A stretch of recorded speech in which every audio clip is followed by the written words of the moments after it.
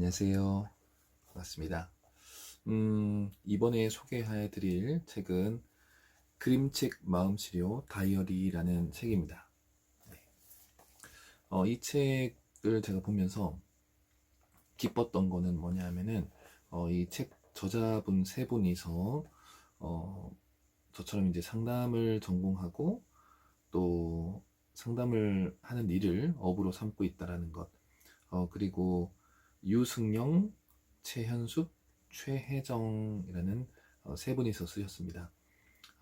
이제 그림책 치료에 약간 워크북 느낌도 있고요. 실제로 책에다가 직접 내가 내 마음을 기록할 수 있는 기록지 표의 개념도 있어서 너무 좋았습니다.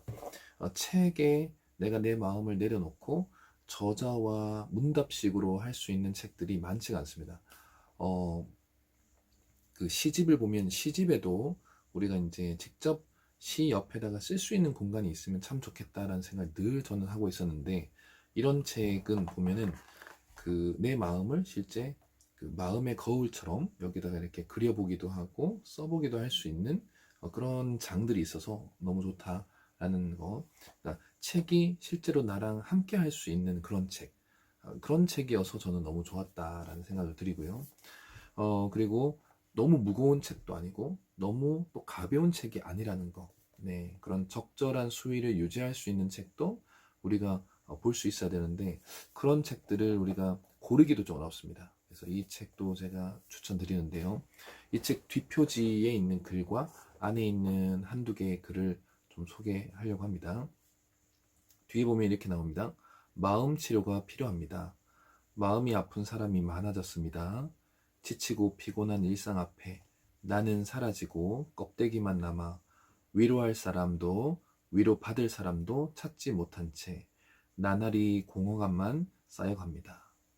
여기까지만 읽어도 우리가 보통 이제 살면서 타인들과의 관계는 상당히 스킬풀, 타인들과의 관계에서는 기술력이 늘어납니다. 누군가 만났을 때 이렇게 대답하고, 저 사람하고 얘기할 때는 이렇게 해야지, 또 저 사람은 성격이 이러니까 내가 이렇게 맞춰야지. 그러다 보니까 시중에 MBTI, 애니어그램, 디스크, 홀랜드, 뭐 이런 에고그램, 뭐 이런 여러 가지의 상대방과 나와의 어떤 그 성격, 성향, 이런 것들을 파악하는 검사지도 상당히 지금 많이 유행하고 있죠. 물론 이제 전문가들은 그분의 어떤 한 사람의 마음이 아픈지 안 아픈지, 마음의 성격에도 문제가 있는지 없는지를 다루는 그런 성격 검사지는 이 MBTI, 애니어그램, 디스크, 홀랜드, 에고그램 이런 걸 쓰지 않고요. 병원에서는 TCI라는 검사를 씁니다. Temperament and Character Inventory라고 그래서 기질 성격 검사라는 게 있는데요. 그런 검사를 쓰긴 합니다. 어쨌든 자, 이런 것들이 이제 우리가 유행한다라는 거는 타인들과 나와의 관계, 사람은 혼자 사는 게 아니라 남들과 함께 살아가는 사회 속에서의 대인 관계가 되게 중요하기 때문에, 그런 남과 나와의 관계에 대한 심리적 문제를 우리가 알아보는 거에는 상당히 기술적인 면이 늘어났습니다. 그런데 안타깝게도 우리가 우리 집에 왔을 때는 밖에서 남들과 쓰는 내 에너지를 다 써가지고 집에 오면은 내가 나와의 관계를 건강하게 하는 기술은 배워본 적이 없고, 또 에너지가 다 떨어져서 에너지 소진해서 우리가 보통 번아웃 신드롬이라고 하죠. 번아웃이라는 용어 자체는 정신과 의사분이 상담사들이 내담자와 상담을 하다가 너무 머리와 몸과 마음이 다 지친 상태를 풀어서 쓰려고 만들어진 용어가 바로 번아웃입니다. 그런 것처럼 상담사가 내담자들한테 몸과 마음을 다 이렇게 소진되듯이 지치듯이, 모든 사람들이 밖에 나가서 타인들과의 관계에서 몸, 마음이 다 소진되는 그런 현상들이 너무 많더라라고 이제 지금 풀이하고 있죠. 그런 것처럼 밖에서 에너지를 다 쓰다 보니까 남들과의 관계에 있어서는 그만큼 에너지를 많이 써서 관계를 잘 유지하지만, 안타깝게도 우리는 집에 들어오면 내가 나와의 관계에 있어서는 쓸 에너지도 없고, 두 번째는 내가 나와의 관계를 어떻게 내가 보내야 되는지 기술이 없습니다. 그래서 우리가 내가 나와의 관계가 상당히 약해서 어색한 거죠. 이게 어색하면 우리는 보통 어떻게 할까요? 이 어색함을 빨리 잊고 싶어서 하는 부정적인 방법들을 택합니다. 그 중에 하나가 뭐냐면은 뭐 술을 먹는다든가. 술을 먹으면 술은 위하고 소장해서 먹수되는데 이 술은 우리 온몸에 퍼져서 이게 근육의 밥이 됩니다. 그러니까 근육이 엄청 힘이 세지죠. 그래서 술만 먹으면 자꾸 뭘 들려 하는 거예요. 이렇게 힘이 세져가지고. 그런데 이게 머리로 가면은 전두엽으로 가서 영향을 줄 때는 판단력이 흐려집니다. 그러니까 술을 먹으면 힘은 세지는데 판단력이 없어요. 판단력 없는 상태에서 힘만 세지는 거예요. 술을 마시면. 그러다 보니까 내가 나와의 관계를 뚜렷하고 명확하게 잘 보려면 오히려 더 맨정신에 봐도 힘든 건데 오히려 술을 마시면서 내가 나를 계속 외면하는 거죠. 이렇게 부정적으로 내가 나를 보는 게 어색하고 내가 나를 보는 게 낯설기 때문에 오히려 낯선 나에 대해서 익숙해지려고 하는 시간을 갖는 게 아니라 그냥 계속 외면하는 거예요. 회피하는 거예요. 술로, 담배로, 그리고 내가 나 혼자 있는 시간을 거의 최소화해서 거의 혼자 있는 걸 시간을 갖지 않고 무조건 남들과 같이 오래 있다가 아주 짧은 시간에 내가 수면 상태에 근접해서 그냥 집에 들어와서 잠만 자고 또 남들을 만났다가 그냥 혼자 집에 들어와서 잠만 자고, 그러니까 내가 나와의 만나는 어떤 기술이 없는 거죠, 어찌 보면. 그렇기 때문에 그런 이유로 봤을 때 이렇게 우리가 내 자신에게 있어서 공허감이 쌓이는 거는 내가 나와 만나는 시간이 거의 없어서 그런 거다라는 것을 이 책은 아주 편안하게 아주 편안하게 좀 알려주는 그런 책이다라고 생각됩니다. 제가 우리가 나눌 내용 한 2개 정도 보려고 이제 제가 책갈피 우리 갈피 이 끈도 있고 너무 좋습니다. 한번 읽어볼게요. 이게 18페이지 있는 글인데요. 누구나 평상시에는 미처 깨닫지 못하는 내면의 자아를 가지고 삽니다.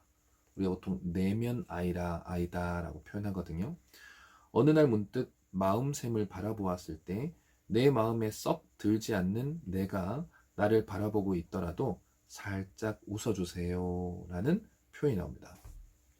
우선 내면의 나는 무슨 말일까요? 우리가 이제 노래가 있죠. 내 속에 내가 너무도 많아.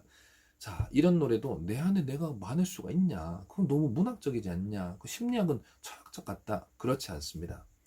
너무나 과학적입니다. 우리 머리 안에는 좋은 기억을 남기는 해마라는 영역에 있어서 일반 기억도 있지만 슬픔, 공포, 아픔 이런 것들을 다루는 그런 것들을 기억에 남기는 작용을 하는 아믹달라는 편도체라는 영역도 있습니다. 자, 그 편도체에서 어떻게 공포스럽고 슬프고 아픈 그런 부정적인 기억을 남기게 하냐는 거죠. 보통 여러분들이 몇 년 사셨는지 모르겠지만 내가 살아온 이 세월 속에서 초등학교, 유치원, 미취학 아동, 초등학교, 중학교, 고등학교까지 미성년자 만 18세까지 아동보호법을 했을 때 아동 만 18세까지인데요. 그때까지 받아왔던 상처가 있겠죠. 부모님한테 받았던 상처도 있을 거고, 형제 자매한테 받았던 상처가 있을 거고, 친구들한테 받았던 상처가 있을 거고, 또 외부인의 선생님들이나 스승, 또 어른들한테 받았던 상처도 있을 거고, 누군지 모르겠지만 어쨌든 상처받았던 어떤 나이대가 있어요. 그런 나이대의 내 모습은 그때 웅크리고 있는 내 모습으로 기억이 뚜렷합니다. 그러니까 예를 들면 이런 거죠. 우리 부모님이 나를 999번 잘해주더라도 한 번 동생 앞에서 뭐 나를 엉덩이를 때렸거나 나를 완전히 그 감정을 상하게 하는 일이 있었다. 그러면 한 10년, 5년, 10년 지났을 때 나에게 부모님이 999번 잘해준 거를 먼저 기억할까요? 한 번 나를 세게 혼냈던 기억을 떠올릴까요? 안타깝게도 한 번 세게 혼난 기억, 이게 999번을 이깁니다. 우리 뇌는. 그렇기 때문에 그런 슬픈 기억은 그 해에 그 나이대에 머물러 있는 거죠. 나는 지금 현재 여기 있는데 내 머릿속에서 그 나이대의 작은 나를 기억하고 있는 거기 때문에 남아 있는 거거든요. 그렇기 때문에 이거는 내 안에 내가 있는 겁니다. 그래서 이런 상황, 이런 내 자아를 내면의 자아, 내면 아이라고 이제 표현하는 거죠. 그러면 그 내면 아이를 잘 들여다보고 지금 나는 성장한 나로서 그때의 약한 내가 아니니까 지금 성장하고 발전하고 건강해지고 이렇게 내가 알게 된 많은 암과 삶이 일치가 된 지금 나로서의 이전의 내 내면의 나의 웅크러 있는 모습의 나를 토닥여 주면서 그 아이를 성장해서 나와 같은 위치의 모습으로 일치화 시키던가, 아니면 이 아이를 완전 성장은 못하더라도 그 내면의 아이를 항상 좀 힘들어 할 때마다 내가 토닥여주고 통제할 수 있는 그 능력을 갖추는 게 중요하다는 얘기죠. 그래서 토닥 그 다음 문장에 토닥 마음속 나를 격려하고 사랑해 줄 때 비로소 진정한 나를 찾고 완전한 내가 됩니다. 이런 문장이 나오죠. 네. 실제로는 상처를 100% 치료한다라는 표현은 없습니다. 회복을 얼마나 잘할 수 있냐 이런 표현을 쓰거든요. 그래서 이제 부모들 입장에서 자녀한테 단 한 번이라도 상처 남기면 그건 지울 수 있는 건 아닙니다. 상처는 통제할 수 있는 겁니다. 통제력을 우리가 갖고 키우는 겁니다. 라는 얘기를 하는 거거든요. 그렇기 때문에 우리가 누군가에게 상처를 줘도 안 되고, 내가 내 자신한테 스스로한테도 상처를 주지 않는 것, 이것이 살면서 진짜 중요한 일입니다. 그리고 이제 늑대와 함께 나의 마음샘을 들여다볼까요? 이렇게 되는데, 이제 앞에 이제 그림책 낯선 나를 사랑하기라는 이제 책을 가지고, 그것도 마음샘, 책은 마음샘입니다. 한솔수북에서 나오는 조수경 선생님의 그림 마음샘을 소개하면서 이렇게 이제 우리 심리적, 우리 내면의 자아를 설명하는 글이었습니다. 상당히 그림책 독서 치료는 정말 저도 오래 해왔지만은 가장 부드럽고 곡선입니다. 그러니까 곡선을 이기는 직선이 없다라는 말을 저는 상당히 자주 하는데요. 우리가 무언가를 볼 때도, 들을 때도, 만질 때도 가장 부드러운 것이 가장 안정감을 느끼는 대상입니다. 그런데 글을 보더라도 그림책만큼 우리한테 부드럽고 편안하게 다가오는 대상이 없어요. 그러니까 물성으로만 보더라도. 그래서 시각적으로도 이제 그림 치료와 독서 치료가 한꺼번에 할 수 있는 책도 사실 그림책이 가장 좋거든요. 그만큼 이런 그림책 치료라는 것은 상당히 우리에게 도움이 가장 잘 될 수 있는 책 종류 중에 하나다라는 얘기를 드리고 싶습니다. 그리고 49페이지에 제가 좀 이 글을 보면서 상당히 좋은 글이 있다라고 해서 좀 소개해 드리려고 하는데요. 두 번째 문단, 49페이지의 두 번째 문단에 보시면은 불안이라는 녀석이 가득해지면서 우리의 생각과 마음은 혼돈의 시간이 됩니다. 라고 이렇게 나왔어요. 자, 실제로 불안장애라는 게 있습니다. Anxiety Disorder라는 불안장애 진단이 있는데 총 7가지가 있습니다. 범불안이라고 해서 아침부터 저녁까지 모든 것에 대해서 형태는 없는데 계속 불안해하는 거예요. 이 범불안장애 진단받는 사람들은 그 닥터 쇼핑이라 그래서 이 병원 저 병원을 계속 갑니다. 그러니까 건강염려증이라는 게 달고 사는 거거든요. 그러니까 모든 게 다 불안하다 보니까 신체적인 불안도 상당히 세집니다. 그런 범불안도 있고요. 특정하게 뭔가가 불안을 갖는 사람이 있어요. 피를 보는 건 너무 두려워요. 주사 맞는 건 너무 두려워요. 아쿠아포비아라고 물을 너무 또 무서워하는 사람이 있어요. 또 닭 조류 공포증이라고 조류 무서워하는 사람도 있어요. 둥근 거를 못 보는 거는 환공포증이라는 것도 있고요. 뾰족뾰족한 거 못 보는 거는 첨단 공포증, 이런 식으로 특정한 뭔가 하나를, 범불안과 달리 특정한 하나를 불안한 것이 또 이제 특정 공포증이라는데, 왜 거기는 불안증이라고 하고 이거는 불안 안에 있는 건데 왜 공포라고 하냐? 공포는 명확하게 만질 수 있고 볼 수 있는 대상을 우리가 공포라고 합니다. 근데 불안은 명확하고 뚜렷하지가 않아요. 애매해요. 그런 것들이 불안이라고 합니다. 그래서 7가지 중에 공포란 단어를 쓰는 게 바로 특정 공포증에 대해서 쓰고요. 그 세 번째는 뭐냐면 광장 불안인 게 있어요. 광장 불안은 뭐냐면은 지하철이나 버스나 광장이나 이런 넓은 장소를 가장 대표할 수 있는 만한 게 광장인데, 그 넓은 장소에서 나는 그대로 있는데 이 넓은 장소에서 나라는 사람이 어떤 상황이 될지 너무 불안한 거예요. 뭐 지하철에서도 그럴 수도 있고 버스에서도 그럴 수 있고 넓은 장소면 어쨌든 거기서 내가 불안한 상황이 올 것 같다라는 예기 불안, 미리 불안이 오는 거를 광장 불안이라고 하고요. 그 다음에 광장 불안의 반대는 뚜렷하게 단순한 넓은 장소가 아니고 뚜렷한 사람에 대해서 내가 불편함을 느끼는 사회 불안 장애가 있어. 옛날에는 대인 공포증, 일본어식 한자어로 대인 공포증이라는 말 썼는데 그런 말이 이제 지금은 사회 불안증이라고 이제 바뀌었거든요. 2013년도부터. 그래서 남들이 분명히 나를 이렇게 볼 거야라는 비판적인 사람이 내 주변에 있을 거라고 생각하고 내가 이제 불안해하는 거죠. 이런 것들이 다 사회 불안이라 하고, 그 중에 우리가 많이 있는 애들, 특히 아이들 중에 시험 불안, 그 수행 불안을 하는데 뭔가를 뭐 평상시에는 잘하는데 시험만 보면은 못 봐요. 이런 것들이 이제 수행 불안하는데 그런 것들이 이제 사회 불안이다 이런 말씀입니다. 음. 그리고 이제 연예인병이라고 잘못하고 있는 그 공황장애 같은, 공황장애는 공항 아닙니다. 에어포트라는 그 우리 비행기 뜨고 내린 공항이 아니고 공황. 공황은 패닉 디소더라서 이제 패닉, 진짜 공황이 오는 거죠. 그래서 공황장애는 가장 큰 특징이 신체 특징인데 심장이 멈출 것 같은 두려움을 공황장애라 합니다. 그 다음에 이제 마지막 두 개는 어린아이들이 많이 걸리는 불안장애인데요. 첫 번째는 선택적 함구증 불안, 그러니까 Selective Mutism Disorder라 해서 이제 집에서는 말을 하는데 학교 가면 말 자체를 안 해요. 이런 것도 이제 불안장애 증세라고 하고요.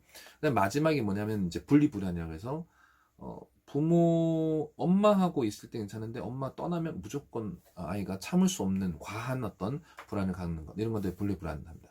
분리불안은 많이 들어보셨죠? 자, 그러면 사람은 왜 불안해할까요?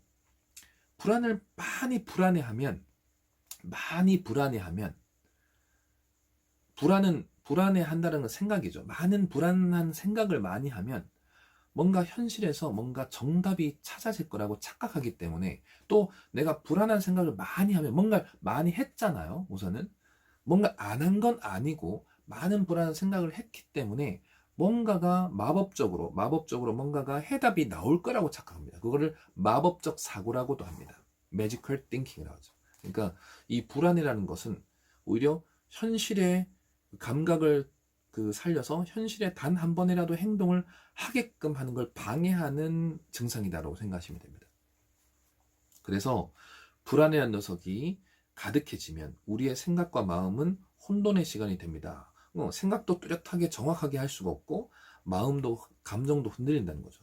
사소한 일에도 걱정이 많아지고 나쁜 일이 생길 것 같아 두려움이 드는 등 긴장감과 두려움을 떨쳐버릴 수 없게 됩니다. 맞습니다. 그러다가 불안은 어느 순간 내 안 깊은 곳으로 사라져 버려 언제 그랬냐는 듯 편안해지기도 합니다. 들쑥날쑥하죠.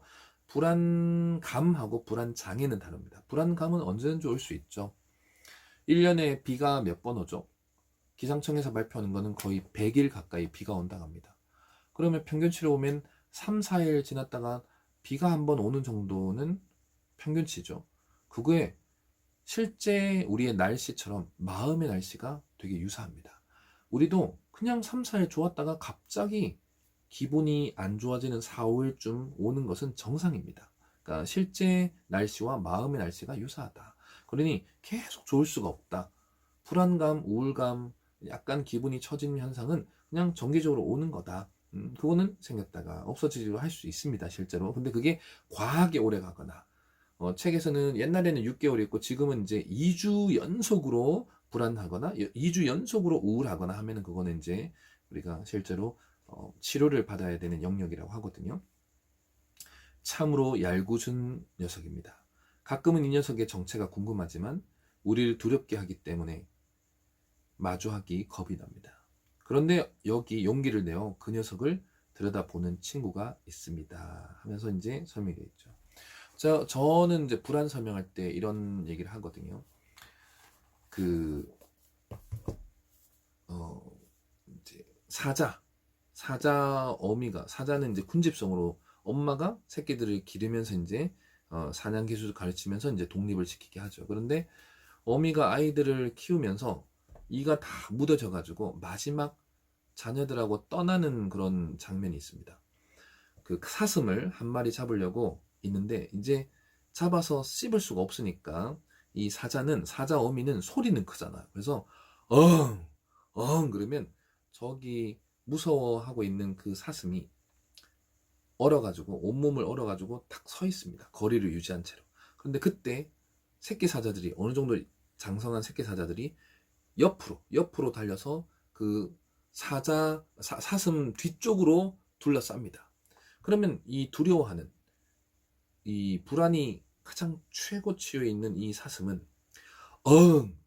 하고 있는 그 어미 쪽으로 달려가야 살 수 있을까요? 아니면은 그 뒤로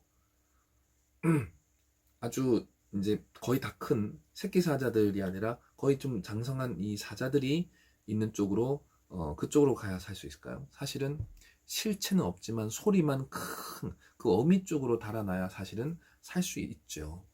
그런데 대부분 그게 실체가 없는 게 아니라 이 소리가 너무 두려워서 뒤로 물러나다가 보통 이제 문제가 되는 거죠.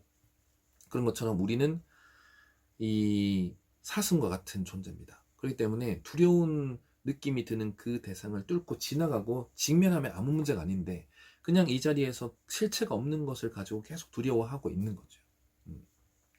그래서 여러분들도 이 책을 보면서 좀 저는 늘 마지막 책 추천할 때 이런 얘기를 하거든요. 우리가 커피 한 잔, 저도 이디야독 하기도 하고 뭐 여러 가지 이제 그 커피숍도 그 쿠폰이 날라와서 이제 그걸 이제 써야 되니까 자주 이제 가고 하는데 갈 때마다 계산하면은 너무 아까운 거예요. 사실 집에서 이제 먹으면은 그냥 이제 우리가 타서 먹는 게 있잖아요. 이거 4,000원? 5,000원? 이거 너무 저는 솔직히 말하면 너무 아깝습니다, 사실은.